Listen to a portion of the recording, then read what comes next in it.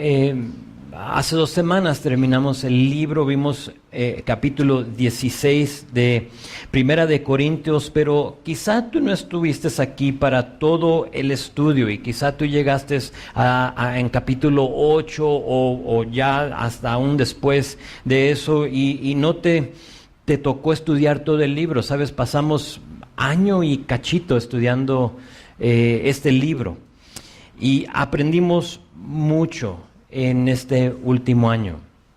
Hubo ocasiones en las cuales nos habló como iglesia, o sea, como grupo, como Calvary, Guanajuato, pero también, aunque nos habló como grupo, creo que también estudiamos ciertas cosas que nos habló en una manera individual, que quizás marcó tu vida, que Dios habló, o sea, en ese momento tú supiste que Dios te estaba hablando a ti. Y sabiendo yo que no todos estudiaron o estuvieron aquí para ver el libro en su totalidad, decidí tomar este domingo, hoy, para darle un pase más a esta carta antes de empezar el libro de Segunda de Corintios. Entonces, eso vamos a hacer hoy. Tenemos 45 minutos por ahí para atravesar todo el libro, resaltando ciertas cosas. No vamos a poder ver todo, pero estuve orando, Señor, ¿qué quieres que diga? ¿Qué quieres que veamos? Y vamos a ver ciertas cosas. Va a ser bueno para nosotros porque es posible que nos identifiquemos nosotros como la iglesia en Corinto. Esta iglesia tenía tanto potencial, pero grande eran los obstáculos en ella. Y es algo demasiado triste. Ver el potencial en una persona, pero ver todas las cosas que le estorban y por lo tanto no cubre o no cumple, discúlpame, con lo que Dios tiene para él. ¿Sí? Estorbo, tropiezo, obstáculo tras obstáculo, y veo una vida con tanto potencial, pero realmente ineficaz. Y es triste, y eso es lo que estaba sucediendo en la iglesia de Corinto. Entonces empezamos con capítulo 1. Síganme si tienes ahí tu Biblia. Busca capítulo 1 y ve conmigo versículo 4 y 5. Dice: gracias doy a mi Dios siempre por vosotros, por la gracia, dice, de Dios que os fue dada en Cristo Jesús. Dice, porque en todas las cosas fueron enriquecidos en Él, en toda palabra y en toda ciencia. Y luego ve versículo 7. Dice, de tal manera que nada os falta en ningún don. Lo mismo que dijo Pablo aquí, lo puedo decir yo de ustedes. ¿Sabes? Hablo con ustedes y reconozco que Dios los ha enriquecido con toda palabra y en toda ciencia. O sea, no necesito mucho tiempo para ver eso en muchas de sus vidas. Más allá, lo más y más que nos vamos conociendo, me doy cuenta que aquí como iglesia, así como la iglesia en Corinto, no nos falta ningún don. Aquí los tenemos absolutamente todos. Veo que tenemos el mismo potencial que tenía la iglesia en Corinto, pero a la misma vez podemos ser víctimas de los mismos estorbos. ¿Sí? Y solo porque alguien tiene potencial no quiere decir que lo está cumpliendo. Pablo en capítulo 1, después de recordarles del potencial y de las riquezas que ellos tenían en Cristo, empieza, como haz de cuenta una cebolla, empieza a quitarle capa tras capa a la iglesia de Corinto. Y les dice, este es un problema, este es otro problema. Necesitan madurar en esto. Esta es una deficiencia. Y eso realmente es la carta de Primera de Corintios. Fue una respuesta a una carta que ellos le escribieron a Pablo. Entonces muchas de las cosas que vimos son respuestas a eso. Vemos que él les dice, y acerca de esto, ¿por qué? Porque ellos le habían preguntado de esas cosas. Pero en otras ocasiones, Pablo simplemente aprovecha para hablar y quitar estas capas de la iglesia. Entonces él empieza en versículo 10, fíjense ahí desde el primer capítulo, dice esto, versículo 10, os ruego pues, hermanos, por el nombre de nuestro Señor Jesucristo, que hablen todos una misma cosa y que no haya entre vosotros divisiones, sino que estén perfectamente unidos en una misma mente y en un mismo parecer. La iglesia de Corinto estaba dividida. Estas divisiones fueron formadas por personas que decidieron que iban a seguir a un hombre en lugar de a Dios. ¿Sí? Entonces ellos veían a Apolos y decían, oh, yo voy a seguir a Apolos, yo de Pablo, yo de Cefas y aún los más espirituales, o nosotros de Jesús, yo sigo a Jesús y solo a Jesús. Pero sabes, hay de nosotros si algún día decimos o decidimos seguir a un hombre. Estoy yo asombrado y ya les di las gracias por el amor que ustedes tienen por mí. Leí cada uno de sus mensajes, créanme, cada nota la leí y estoy súper agradecido por lo que ustedes piensan de mí, por creo el amor que yo les he mostrado a ustedes, pero jamás me sigas a mí. No me sigas a mí. Eso estaba pasando en Corinto. Unos a Pablo, otros a Apolos, y Pablo les dice ahí en verso 13, véanlo, dice, ¿acaso está dividido Cristo? ¿Fue crucificado Pablo por vosotros? ¿O fuisteis bautizados en el nombre de Pablo? Son preguntas retóricas que él les está haciendo, a las cuales la respuesta es la misma, no. O sea, no, Cristo no está dividido. Si yo he tenido el privilegio de bautizarte aquí en el charquito, o sea, ustedes son testigos de que no dije en el nombre de Héctor te bautizo. No, jamás. En Corinto se dividían en grupos según al hombre que seguían. Y sabes, aunque eso puede suceder hoy, y creo a veces sucede en la iglesia en general se divide de otra forma. Se divide en grupos, en cliques, se puede decir. Quizás personas con los mismos intereses. Ahora tenemos un grupito acá, ¿sí? Y estos son los que, no sé, contadores, ¿no? Y acá están los contadores, y acá están los de un estatus económico similar, y acá están como que los más pobrecitos, ¿sí? Y eso sucede en la iglesia hoy en día. Pero, ¿sabes? No importa la razón, lo más destructivo que pueda haber en la iglesia son grupos o divisiones, porque somos un solo cuerpo, o debemos de ser un solo cuerpo. Una división o un grupo se puede describir como un pequeño grupo de personas con intereses compartidas que pasan tiempo juntos, pero no permiten que otros se unan a ellos. Y si tú has estado en la iglesia suficiente tiempo, a lo mejor te ha tocado ver eso. Y llegas y está el grupito que siempre se reúne y están allá en la esquina, ¿sí? Y tratas de formar parte de ellos y no te dejan entrar. No hablas igual que nosotros, no te vistes igual que nosotros. Y es algo súper destructivo. Y no solo eso, sino que es una artimaña del enemigo y es una de sus favoritos. ¿Por qué? Porque él sabe que divididos nada vamos a lograr. No podemos lograr nada si te es un grupo acá y otro por otro lado.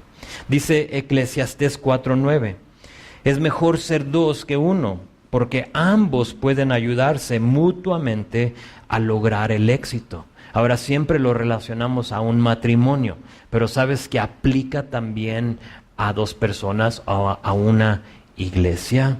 Es mejor ser dos que uno, porque así nos ayudamos unos a los otros.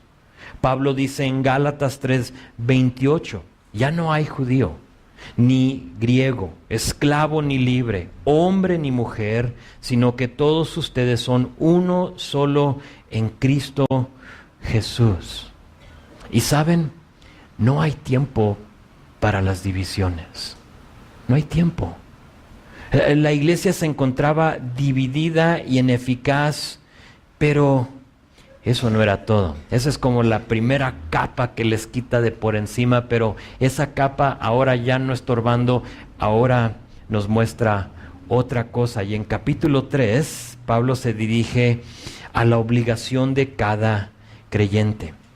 Sí somos un grupo, lo sé, somos una iglesia y luchamos juntos contra la división, pero un grupo solo puede ser fuerte y eficaz si los que componen a ese grupo individualmente son personas fuertes.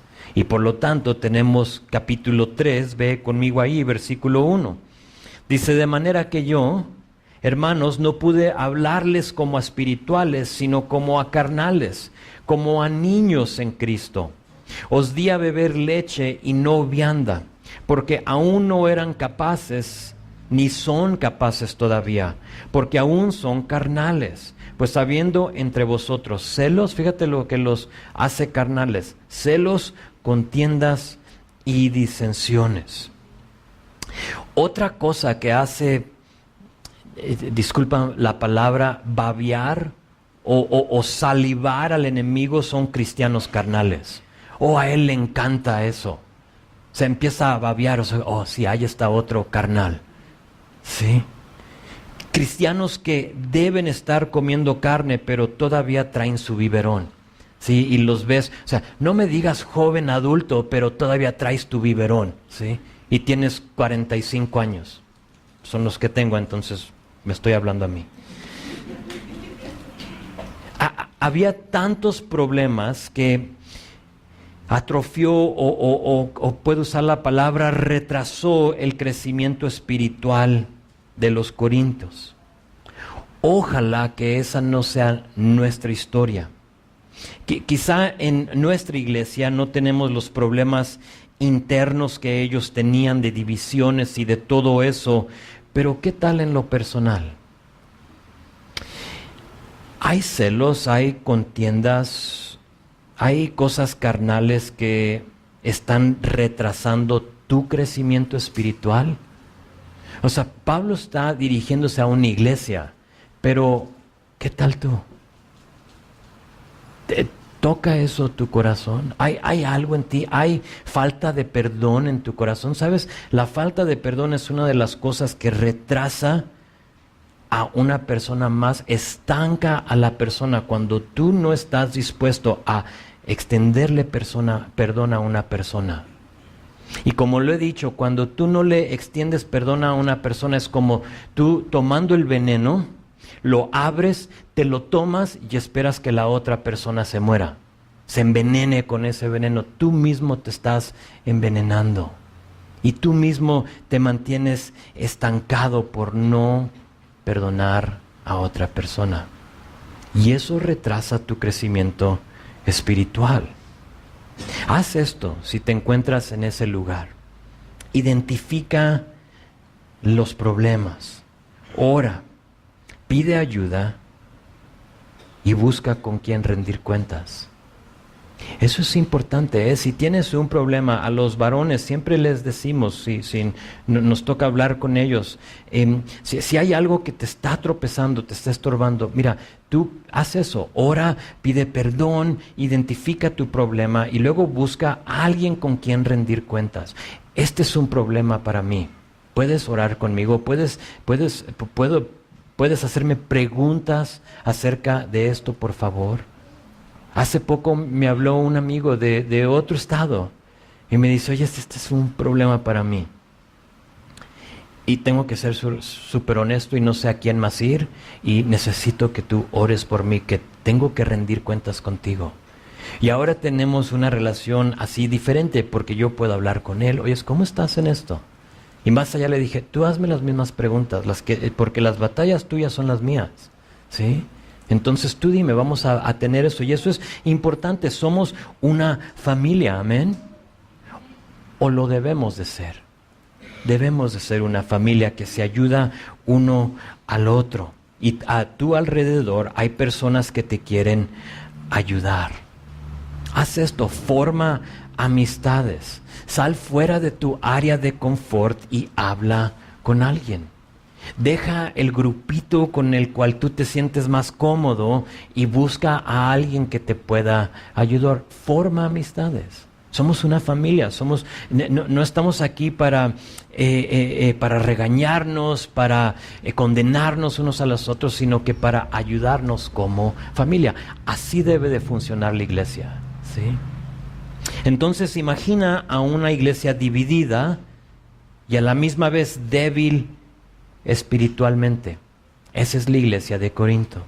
Nuestra potencia y eficacia será determinada por la madurez de cada persona. Pablo deja atrás esto de divisiones en capítulo 3 y 4 y se dirige en capítulo 4 a otra cosa que plagaba la iglesia, y ahora ya varias capas, llega un poquito más profundo a la cebolla. ¿Y qué crees que encuentra ahí? Fornicación en la iglesia. Vean conmigo, busquen capítulo 5, versículo 1. Dice: de cierto, se oye que hay entre vosotros fornicación, y tal fornicación cual ni aún se nombra entre los gentiles. Y luego vean verso 2. Y vosotros están envanecidos. ¿No deberían más bien haberlo lamentado para que fuese quitado de en medio de vosotros el que cometió tal acción?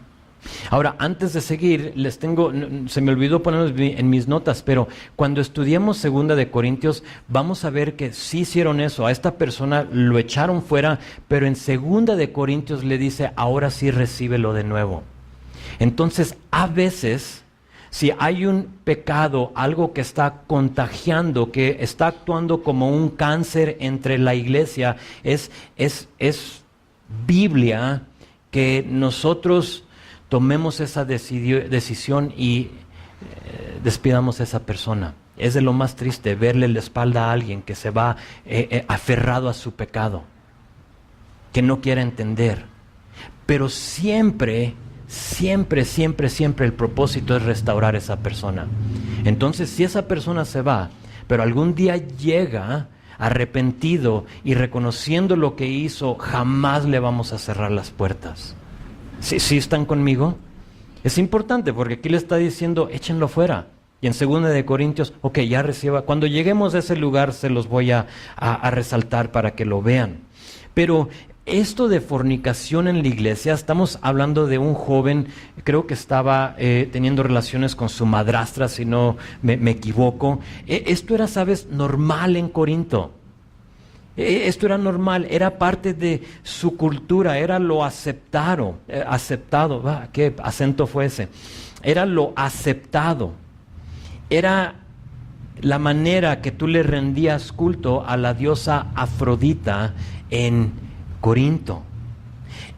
Cuando tú tenías relaciones con una de las más de 1000 prostitutas que bajaban del Acrópolis cada noche ahí en Corinto, tú lo hacías y era normal hacer eso, fornicar, era aceptado.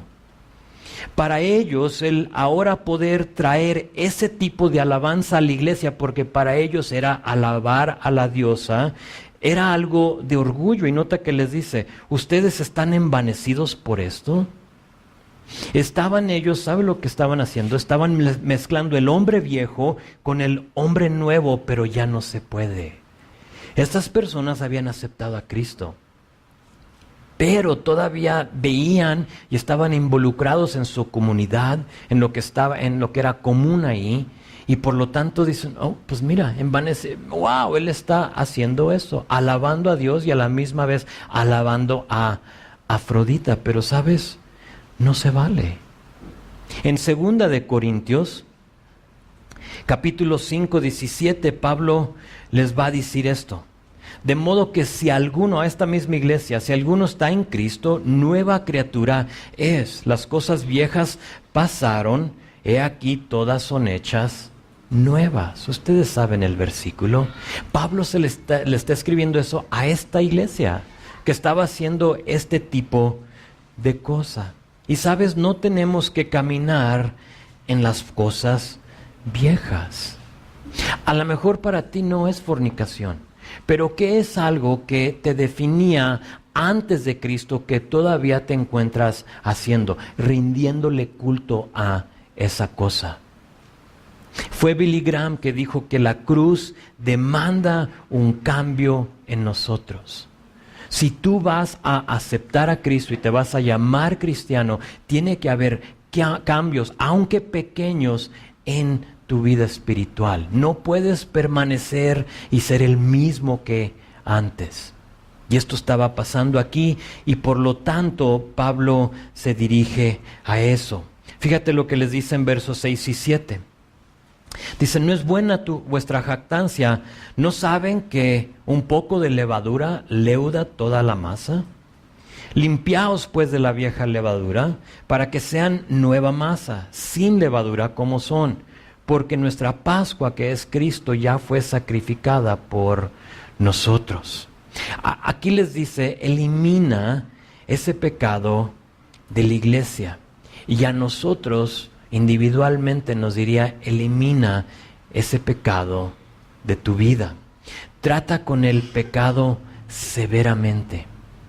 Cuando Jesús dice, si tu ojo te hace pecar, ¿qué dice? Sácatelo. No era literalmente, si no estuviéramos ciegos todos. ¿Sí? Lo que estaba diciendo, porque a veces tienes que saber, ¿está hablando literalmente o no? Eso no era literal, córtate la mano. Todos mancos ahorita, ¿verdad? No se puede. Lo que está tratando y lo que estaba diciendo es que tú trates con tu pecado severamente, en una manera drástica, ¿sí? Porque sacarte el ojo sería como de lo más drástico, ¿no? Entonces, eso es lo que te está diciendo. Y nos tenemos que hacer la pregunta a cada uno de nosotros. ¿Estamos saboreando las cosas viejas en lugar de disfrutar la nueva vida en Cristo? Solo tú puedes contestar eso, porque en Corinto el hombre viejo era fornicación, pero para ti puede ser otra cosa. Haz esto, quita de en medio de ti cualquier cosa que es del hombre viejo. Así como les dije, quiten este hombre de en medio de ustedes. Personaliza eso y mejor quita de en medio de ti esa cosa que te liga con el hombre viejo. Sigue en capítulo 6. Denle la vuelta ya a su Biblia, si está en otra hoja, y vean versículo 12. Este es un versículo tomado fuera de contexto muchas veces. Dice, todas las cosas me son lícitas, mas no todas convienen. Todas las cosas me son lícitas, mas yo no me dejaré dominar de ninguna. Ahora, toma ese versículo y ahí apunta 2 Corintios 3:17. Te lo voy a leer, porque tienes que saber la manera que uno puede confundir y hacer que la Escritura diga algo que no es. Pero en 2 Corintios 3:17 dice esto. Dice, el Señor es Espíritu, y donde está el Espíritu del Señor, ahí hay libertad. Ahora todo me es lícito. Donde está el Espíritu de Dios, que el Espíritu cuando tú lo aceptas mora en ti, entonces hay una libertad. Y sí es verdad, y como creyentes somos libres para hacer lo que queramos, siempre y cuando sea legal. Pues eso lo tengo que decir, siempre y cuando sea legal, pero hay cosas que no te convienen, aunque tengas la libertad para hacerlas. Son cosas que normalmente desean dominarnos, aunque sean permitidas. Yo lo veo de esta manera. El Espíritu de Dios nos ha hecho libres de tales cosas, y no tanto libres para deleitarnos de esas cosas. Sí, te ha hecho libre, ya no tienes que caminar en esas cosas. Soy libre para tomar todo lo que quiera. No creo. Conoce tu palabra. Sí, soy libre para hacer esto, soy libre para hacer lo otro. Todas las cosas son lícitas, pero realmente no. Lo son, pero no todas convienen.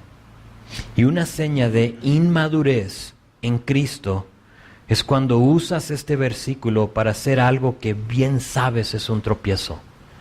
Y dices, oh, esto me es lícito. Es inmadurez. Inmadurez. Examina tu vida, sé honesto y reconoce si hay cosas que son lícitas, pero te están dañando, te están estorbando en tu crecimiento con el Señor. Avanzamos al capítulo 7, en el cual Pablo se dirige al matrimonio. Me encantó este capítulo. Nos dijo muchas cosas y no puedo verlo todo porque de los 3 capítulos más extensos, más largos en este libro, este es uno de ellos, son 40 versículos. Pero ve conmigo versículo 3, dice: el marido cumpla con la mujer el deber conyugal y asimismo la mujer con el marido. La mujer no tiene potestad sobre su propio cuerpo, sino el marido. Ni tampoco tiene el marido potestad sobre su propio cuerpo, sino la mujer. Ahora, contextualmente, Pablo está hablando de la intimidad en un matrimonio, y cuando digo matrimonio estoy hablando de un hombre y una mujer legalmente casados, que han ido al registro civil y los dos han firmado, y eso legalmente en nuestro país te hace un matrimonio, ¿sí? Unión libre no existe en el reino de Dios, ¿ok? Ese no es un matrimonio. Si tú estás viviendo así, no le digas a tu pareja mi marido o mi esposa, no lo es. Confundes a todo el mundo. Di lo que es. Este es mi pareja. No estamos casados, pero estamos viviendo juntos. Ahora sí cambia la cosa, ¿no? Entonces le está hablando a un matrimonio, 2 personas legalmente casadas, y dice, no se nieguen, no se nieguen. Les dice, no uses la intimidad como un castigo o como un premio para lograr lo que quieres con la otra persona. No lo hagas. Es de lo más dañoso en un matrimonio. Que tú le digas, si no haces eso, a ver cómo te va, ¿sí? O que al fin de la noche digas, a tu premio, pásale. O sea, no se vale. Eso no es bíblico. Tu deber conyugal, fíjate, tu deber conyugal es mantener a la otra persona satisfecha y por lo tanto tener un matrimonio fuerte, próspero y ejemplar. Ese es tu deber conyugal. Ahora, entran un montón de cosas en eso, ¿no? Hemos tenido problemas, bla, bla, bla, y ahí es donde, como hace poco lo dije, busca a alguien con quien tú puedas hablar para que te den consejo bíblico. Pablo usa todo capítulo 7 para hablarle a varios grupos. Le habla a los matrimonios al principio y luego le habla a los solteros también. En ciertos versículos él da su opinión, esto es lo que yo digo. En otras cosas dice, es lo que Dios está diciendo. Y tienes que ahí discernir cuáles son las cosas. Pero no solo le está hablando a matrimonios o solteros, le está hablando a personas casadas con un incrédulo, que están viviendo en yugo desigual. Y dentro de esos versículos, a todas estas personas les dice algo muy interesante en versículo 29. Véanlo conmigo. La primera porción dice, pero esto digo, hermanos, que el tiempo es corto. En medio de todo esto de relaciones, dice, quiero que sepan algo, el tiempo es corto. ¿Qué está diciendo? Que Jesús regresa pronto y la amonestación es que no permitas que tus relaciones, sea la que sea, a quien le ha hablado, que esa cosa estorbe lo que Dios quiere hacer contigo. Ahora no es que si estás casado le dices, sabes, me estás estorbando porque el tiempo es corto, entonces yo me voy a hacer lo que yo quiera. No, o sea, eso no se vale, ¿sí? No está diciendo esto. Creo lo que está diciendo es algo más acá. creo que nos podría hacer la pregunta Pablo: si estás casado, ¿qué impacto tiene tu matrimonio en un mundo que no sabe lo que es un matrimonio sano? El tiempo se acorta y Jesús regresa.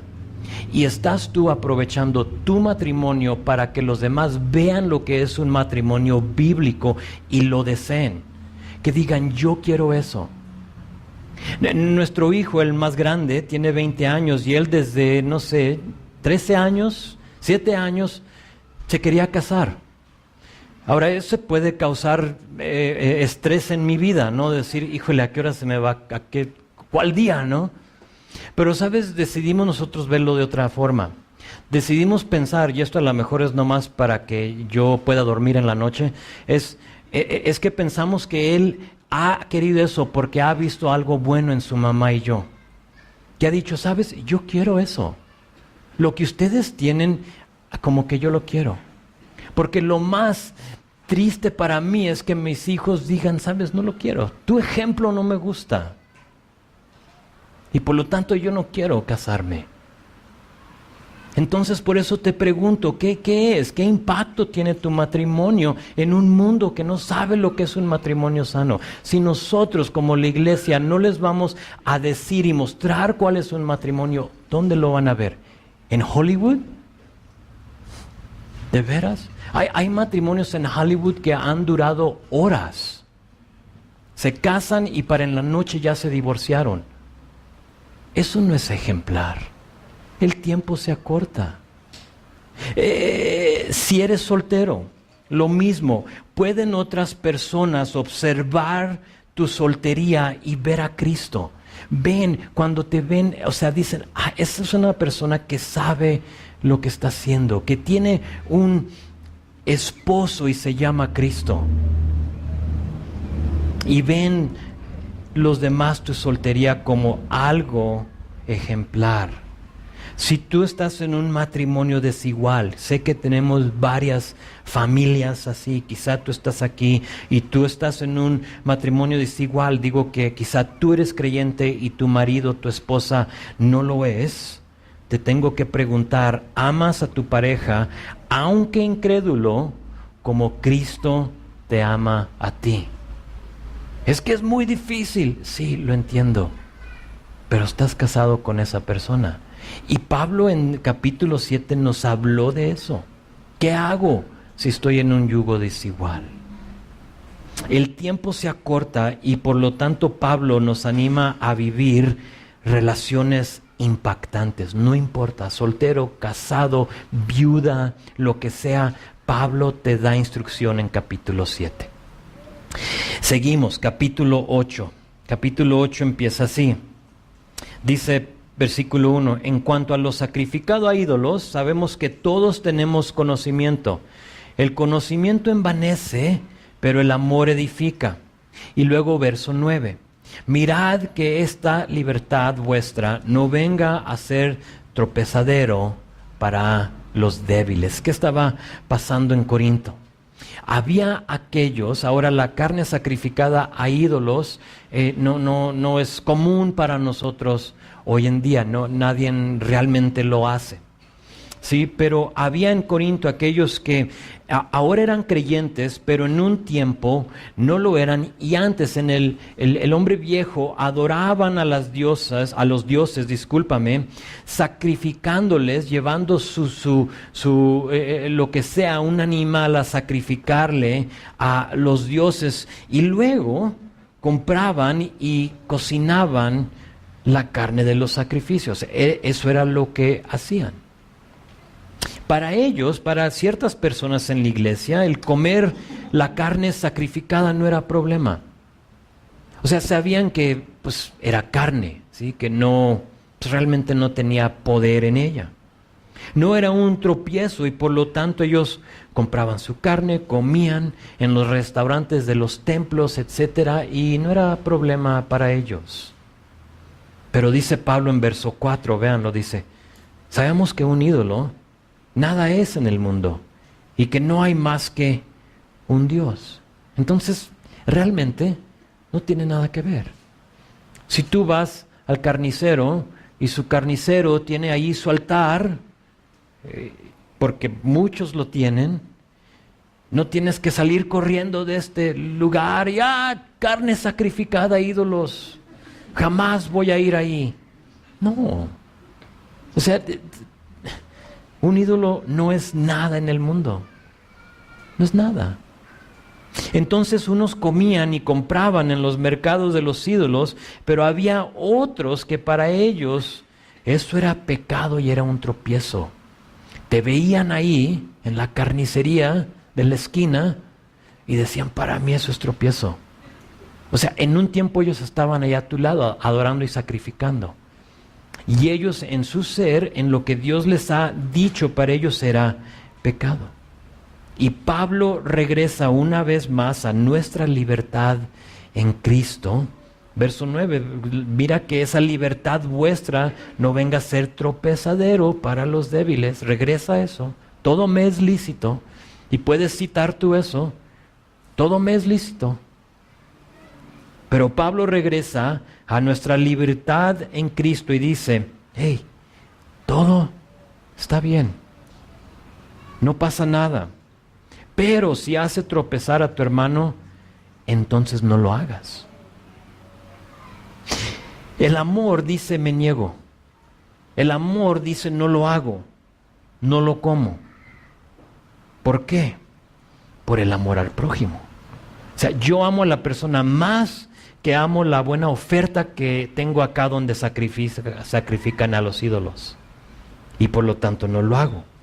Ahora, todavía hablando del amor por el prójimo, Pablo usa capítulo 9 para dar su testimonio personal en cuanto al tema. O sea, todavía hablando de esta libertad de hacer lo que, o no hacer lo que es libertad para ti. Dice, ve verso 12 y versículo 19. Dice de verso 1 a 12, Pablo menciona sus libertades y derechos, pero en verso 12 dice, no hemos usado de este derecho, sino que los soportamos todo, no por ningún obstáculo al evangelio de Cristo, no por poner, ningún obstáculo. Y luego en verso 19, por lo cual siendo libres de todo, me he hecho siervo de todos para ganar a mayor número. Y sabes, en nuestro cristianismo, en tu caminar con Dios, se llega el momento en el cual tu vida y tus libertades afectan a los demás. Y en ese momento tienes dos opciones. Y tú puedes decir, uno, no me importa lo que piensen los demás, soy libre en Cristo y me vale. Y por lo tanto voy a hacer lo que yo quiera. Te tropieza, entonces pues no me veas. O sea, voltea, ¿no? Hazte de la vista gorda, como que no me estás viendo. Y eso es una opción, lo puedes hacer. Tienes toda la libertad de decidir eso. O puedes decir, no quiero poner ningún obstáculo al evangelio, entonces me niego porque amo a Cristo más que mi libertad. ¿Sí? Entonces eso aplica en muchas cosas. Aquí era carne sacrificada a ídolos, que es para ti. El decir me vale es inmadurez y necedad. Pero el decir, sabes, me niego, no quiero poner obstáculo, es sabiduría y es amor. Tú decides qué quieres ser. Seguimos con capítulo 11. A ver si terminamos, híjole, ok, más rápido. Capítulo 11, Pablo contesta preguntas acerca del atavío de las mujeres y el abuso de la cena del Señor. Entonces, ese capítulo se dirige a esas dos cosas. Vean conmigo versículo 2. Dice, quiero que sepan que Cristo es la cabeza de todo varón, y el varón es la cabeza de la mujer, y Dios la cabeza de Cristo. Aunque los primeros 16 versículos de este capítulo, aquí 11, tratan con el uso del velo para la mujer, porque era una pregunta que ellos tenían. ¿Usamos o no usamos velo? ¿Qué onda con todo eso? Y si tienes esa duda, busca el video o el audio en línea y lo puedes escuchar porque lo estudiamos así detalladamente. Pero Pablo usa esta pregunta y aprovecha la oportunidad para decirles esto. ¿Puedes tener tu velo? ¿Puedes quitarte la gorra? Porque los varones, ¿qué hace un varón normalmente? Llega a una iglesia y ¿qué lo ves hacer? Se quita la gorra, ¿sí? Puedes tener aquí, pues, si quieres tu gorra, úsala, no pasa nada, ¿eh? Nadie te va a la entrada, ¿no? O sea, ¿te la quitas, por favor? Por favor. Puedes tener tu velo, puedes quitarte la gorra, puedes verte súper espiritual, pero ¿quién es tu cabeza? Esto es lo que les está diciendo. Ustedes preocupados del velo, pero ¿quién es tu cabeza? Y sabes, es cierto, en esta cultura el velo distinguía a la mujer piadosa, la mujer cristiana de la ramera. Pero ¿sabes algo? Una mujer insumisa a su marido, un hombre insumido a su Dios, es como no traer velo. Es la misma cosa. Ponte el velo, les dice, pero insumisa a tu marido, mejor quítatelo. Eres igual que la ramera, o sea, ¿qué es la diferencia?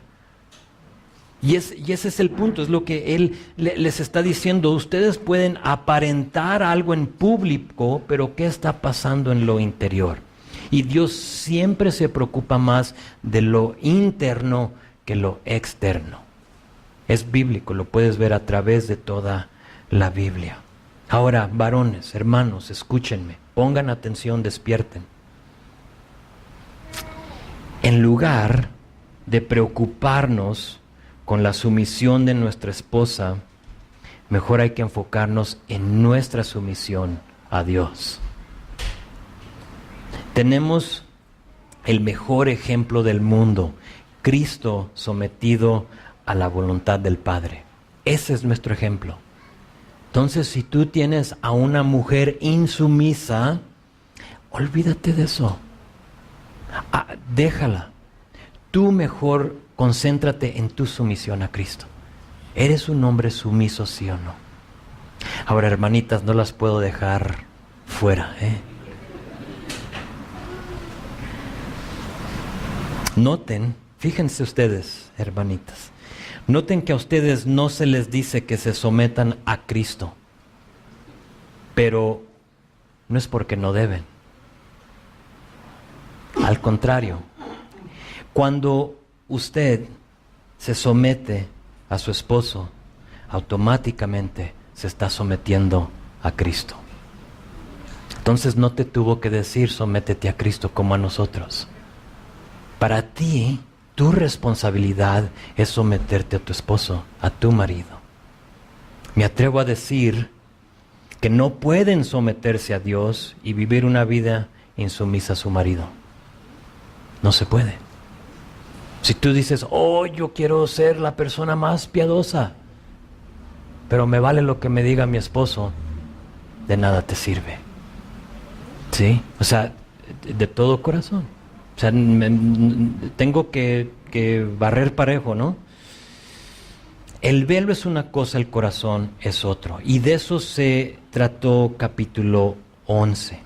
Capítulo 12 a 14 son unos de mis capítulos favoritos. En estos capítulos, Pablo habla y se dirige a los dones del Espíritu. Sé que muchos de ustedes, a lo mejor no te tocó estar aquí para esa porción, o sí, no sé, pero sé que muchos de ustedes han visto el abuso de los dones y creo que estos capítulos fueron de beneficio para muchos de nosotros. Dios nos abrió los ojos a lo que realmente dice la palabra acerca de los dones. Y sabes, en esos 2 meses, en mi opinión, porque nos tardamos 2 meses para estudiar esos capítulos, creo que Dios puso en orden muchas cosas. Cosas que están fuera de orden actualmente en la iglesia en cuanto a los dones. Recordé yo, capítulo 12, versículo 1, véelo conmigo. Dice, no quiero, hermanos, que ignoréis acerca de los dones espirituales. Y luego verso 7, dice, a cada uno les es dada la manifestación del Espíritu para provecho. A cada persona que ha puesto su fe y confianza en Cristo se le ha dado mínimo un don espiritual. Mínimo, son más, creo, pero mínimo uno. Y tengo que ser muy directo con esta pregunta. Ya ofendí a todos en capítulo 11, entonces de una vez, ¿no? En cuanto a los dones, ¿te interesa saber cuáles son tus dones, sí o no? ¿Te interesa saber? ¿Le has preguntado a Dios? ¿Sabes cuáles son tus dones?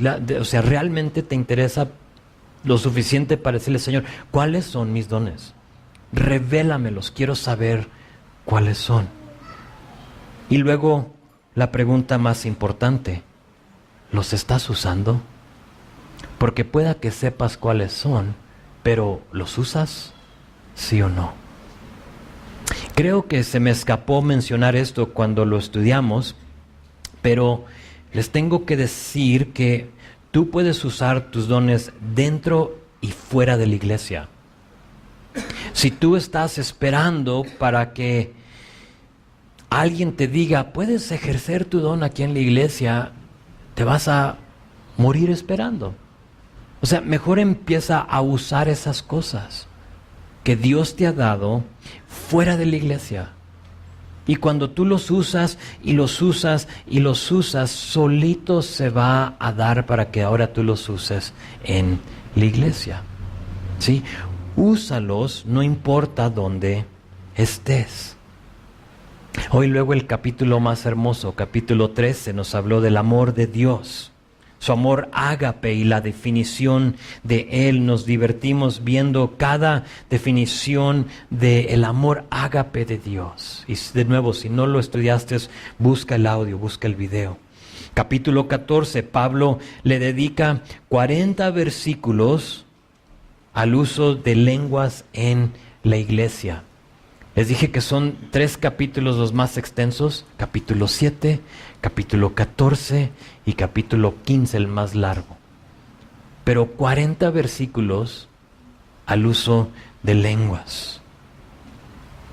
Lenguas viene siendo una de las cosas que más confunde a la gente en la iglesia.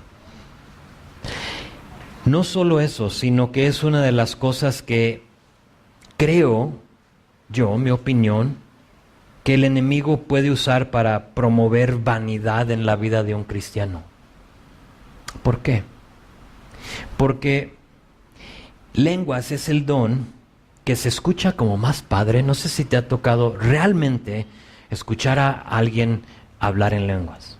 O sea, no que la está fabricando, aunque ellos también suenan como profesionales, pero que alguien realmente por el Espíritu usando lenguas se escucha súper padre, hasta enchina el cuero, ¿no? Que, wow. Pero a la vez es el don que se puede fingir fácilmente, ¿sí? Hay clases que te pueden dar para aprender cómo hablar en lenguas. Y créeme, el maestro no es el Espíritu Santo. Es un hombre que dice, haz esto y haz lo otro y haz lo otro. Aquí en capítulo 14, Pablo establece el orden para que este don sea de provecho en lugar de perjudicial.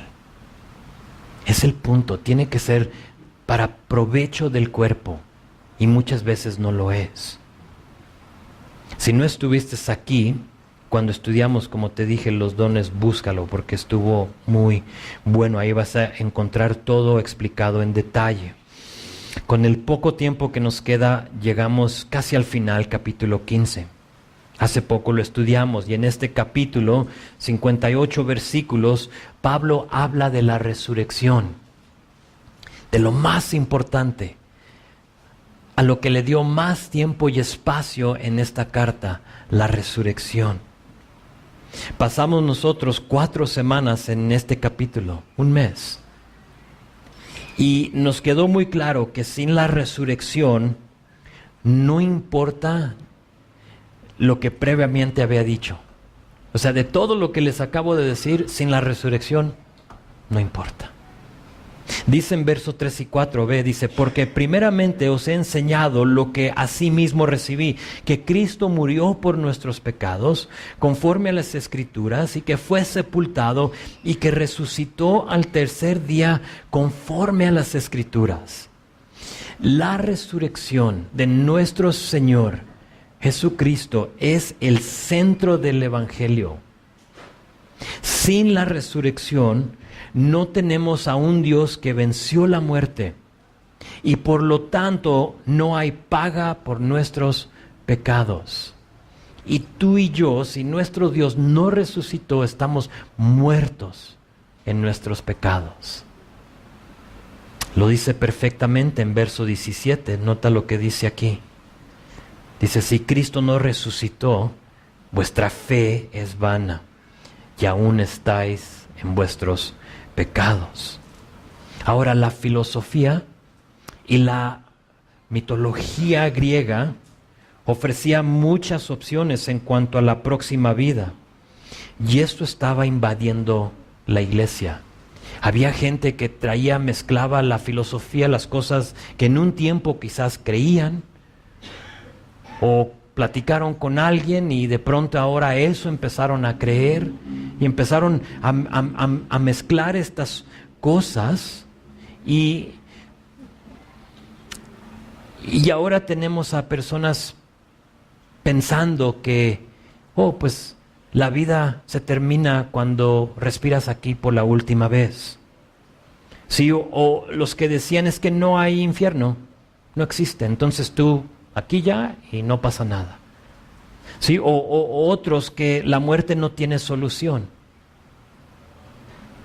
A lo que Cristo dice, sí la tiene, yo la vencí. Entonces, por lo tanto, la muerte ya no tiene poder sobre de ti. O que en lugar de resucitar, nos reencarnamos en otro cuerpo. ¿Sí? Todo eso estaba circulando en la iglesia. Y tú tienes que hacer una de dos cosas. Hacerle caso a lo que te ofrece el mundo o saber lo que dice tu Biblia y aferrarte a eso. Decide. Pero no puedes tener un pie en el mundo y un pie en tu Biblia. Oh, sí, o sea, creo que esto, pero también creo el otro. Decide. Y depende de lo que decides, aférrate a eso y vive toda tu vida para eso. Pero para de darle un mal nombre al cristianismo. Porque yo sé lo que yo creo. Mi Dios murió y resucitó por mí. Y por lo tanto eso me brinda vida y vida eterna. Pero si tú piensas algo diferente, ve a hazlo en otro lugar.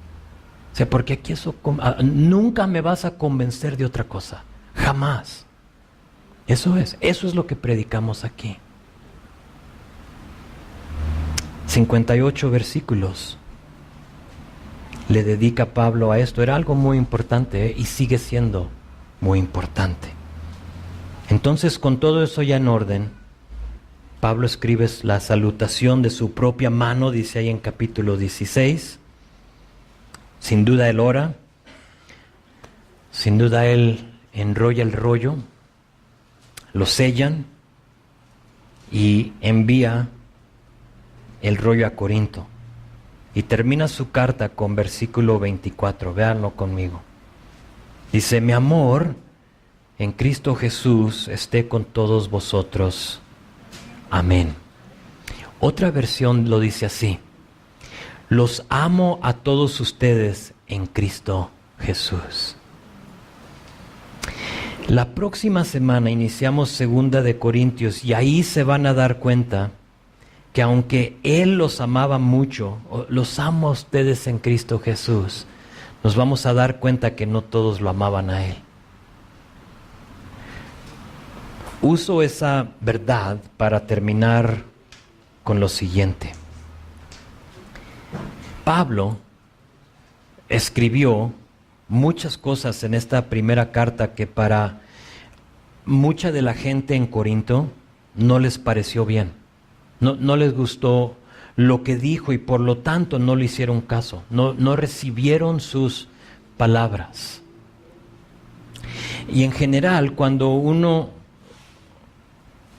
reacciona de esa manera como los corintios, cuando dice, lo rechazo, ¿es porque algo nos rozó? ¿Es porque algo nos incomodó? ¿O porque algo nos trajo convicción? Y por lo tanto, nos topamos con la verdad de Cristo y dice uno, no lo quiero. Mi oración es que tomemos lo que se nos dijo en esta carta y lo apliquemos a nuestra vida. Ahora, si duele, deja que duela. Deja que duela. Si incomoda, busca por qué. Es que eso no me gustó que dijo ahí. Busca por qué. Porque por algo incómodo. Si eres culpable de una o dos o tres de las cosas mencionadas, haz lo siguiente, porque la última cosa que quiero es que salgas tú de este lugar condenado. No es Romanos 8:1. Ya no hay condenación para aquel que está en Cristo Jesús. Entonces no salgas condenado. Pero si te sientes como que, híjole, yo la he regado en todo lo que tú dijiste, pastor, haz esto, arrepiéntete. Pídele perdón a Dios. Pero si has tropezado, párate. O dile al Señor, Señor, levántame. Porque ¿sabes lo que hace Dios? Cuando tú dices eso, Él te da la mano, Él te recoge, Él te sacude, sana tus heridas y te dice, adelante. Me di cuenta que en una carrera, el corredor no es descalificado por caerse, sino solo por tirar la toalla. Entonces, en tu carrera de la vida con Cristo, si te has caído, párate. Nadie te va a descalificar. Pero es que no sabe lo que hizo, pastor. Está bien, la sangre de Cristo cubre ese pecado. Pero es que fue de lo peor. La sangre de Cristo lo cubre. Arrepiéntete, pide perdón y sigue adelante. Se los digo porque la iglesia en Corinto no hizo caso, no se arrepintió. Y a unos 20 años después de esta carta, la iglesia explotó. Y cuando digo explotó, hubo disensión, hubo división, hubo problemas tantos en esta iglesia. Pablo ya no existía. Y hoy en día no hay seña de la iglesia en Corinto. No existe. Debemos nosotros, para asegurarnos que no pase lo mismo con esta iglesia, con nosotros, es luchar, es vigilar y aplicar la palabra de Dios a nuestras vidas.